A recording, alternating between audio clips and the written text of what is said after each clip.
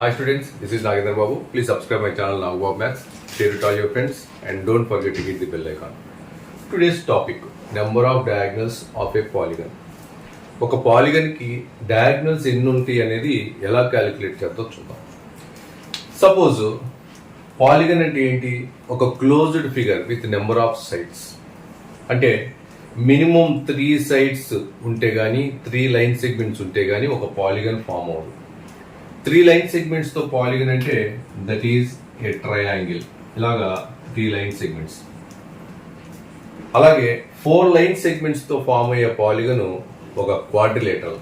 అంటే ఇలాగా 4 line segments తో క్వాడ్రిలేటరల్ డ్రా చేస్తాం. 5 లైన్ సెగ్మెంట్స్ తో 6 లైన్ సెగ్మెంట్స్ తో ఇలాగా different number of different polygons అనేవి మనం డ్రా చేయగలం. అయితే ఆ పాలిగన్స్ కి డయాగ్నల్స్ అనేవి ఏంటి? ఇవి వర్టిసెస్. 2 వర్టిసెస్ ని జాయిన్ చేస్తే ఇంటీరియర్ గా ఫామ్ అయ్యే లైన్ సెగ్మెంట్స్ ని మనం డయాగ్నల్స్ అని చెప్పి పిలుస్తాం. మరి ఇది ట్రయాంగిల్. ఈ ట్రయాంగిల్ లో చూస్తే డయాగ్నల్స్ అనేవి ఫామ్ అవ్వు. చూడండి, ఈ వర్టెక్స్ నుంచి ఈ వర్టెక్స్ కి జాయిన్ చేస్తే అది సైడ్. ఈ ట్రయాంగిల్ కి పాలిగన్ కి సైడ్ అని అంటాం, కానీ అది డయాగ్నల్ గా రాదు. కాబట్టి దీనికి నెంబర్ ఆఫ్ డయాగ్నల్స్ మనం చూస్తే 0. అంటే డయాగ్నల్స్ అనేవి ఫామ్ అవ్వు ఈ ట్రయాంగిల్. ఇక్కడ ఈ క్వాడ్రిలేటరల్ కనుక చూస్తే చూడండి, ఈ వర్టెక్స్ నుంచి ఈ వర్టెక్స్ కి ఒక డయాగ్నల్, ఇక్కడి నుంచి ఇక్కడికి ఇంకొక డయాగ్నల్. దీనికి నెంబర్ ఆఫ్ డయాగ్నల్స్ ఎన్ని వచ్చాయి? 2 వచ్చాయి. అలాగే ఒక పెంటాగన్ అంటే 5 లైన్ సెగ్మెంట్స్ తో ఫామ్ అయ్యే పాలిగన్. This is pentagon. దీనికి నెంబర్ ఆఫ్ డయాగ్నల్స్ అంటే దీని నుంచి స్టార్ట్ చేసుకొని ప్రతి వర్టెక్స్ కి మనం లైన్ సెగ్మెంట్ డ్రా చేస్తే దిస్ ఈజ్ 1 2, మళ్ళీ ఇక్కడి నుంచి స్టార్ట్ చేసి 3 4, మళ్ళీ ఇక్కడి నుంచి స్టార్ట్ చేసి 5.